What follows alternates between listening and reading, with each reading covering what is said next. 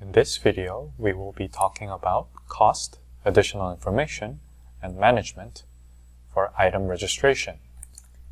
This is under Inventory 1, Setup, Item. When you click on an item code, we are going to first look at the cost. The first item under cost is the outsourcing expense price. It is used when the product produced is outsourced and the outsourcing expense is fixed. The entered value here will be multiplied to the production quantity when the costing is calculated. As for the standard labor time and weight for allocating overhead cost, it is applicable when the production occurs within the company itself. So whenever you create a costing, the allocated overhead cost and the labor time entered for each process will be summed to the costing according to the weighted scales here. Next, the standard material cost, standard expenses, standard labor cost, and standard outsourcing expense costs can be entered in accordance to the standard amount for each item. And later, when you do costing for material, raw and sub-materials, use the standard material cost. And for finished goods and semi-finished goods, enter standard expenses, standard labor cost, and standard outsourcing expense cost. And you can later compare the standard costing with the actual costing. Please refer to the costing video for more detailed guide. Next is the additional info tab.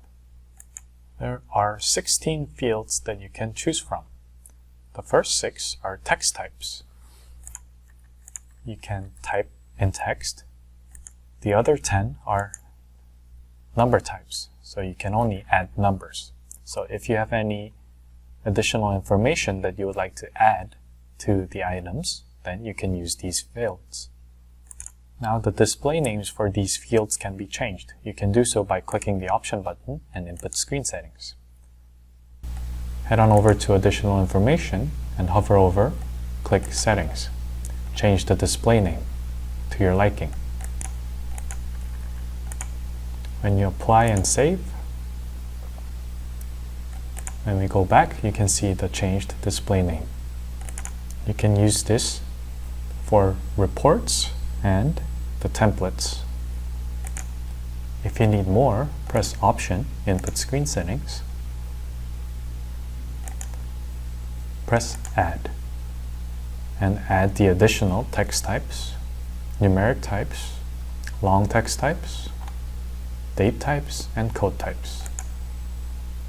Take note that the additional format can't be used as a search condition. Next is the Management tab. Under Management tab, the Management field and serial lot number are visible. When these two fields are set in the input screen setting, you can decide whether you're going to let the Management field or the serial lot number to follow the default settings per the item. Or you can let them be required or optional or do not use. To set up the default settings, head on over to User Customization, Configuration, Function Setup, Inventory, and scroll down until you see Input Field Settings for Management and Serial Lot Numbers. The settings here will be applied to the item. Now the Management field is another separate form of code that can be used apart from the item code when entering a slip.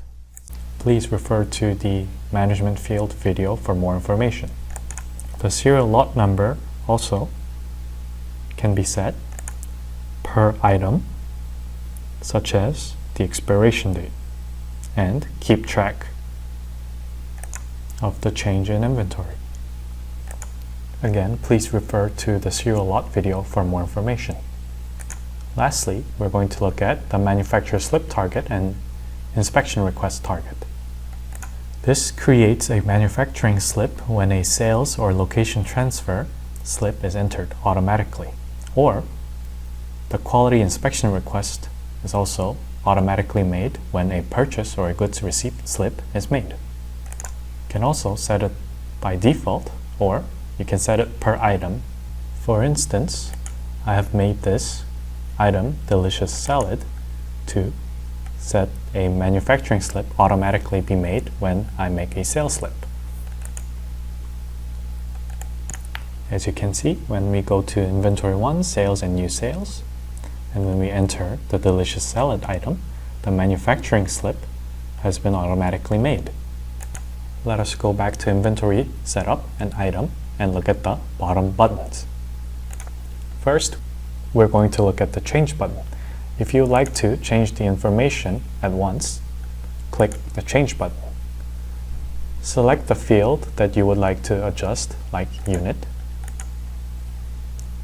And if you would like to apply them at once to all EA, then simply select the unit, enter the value, and apply. Press save for the change to be applied.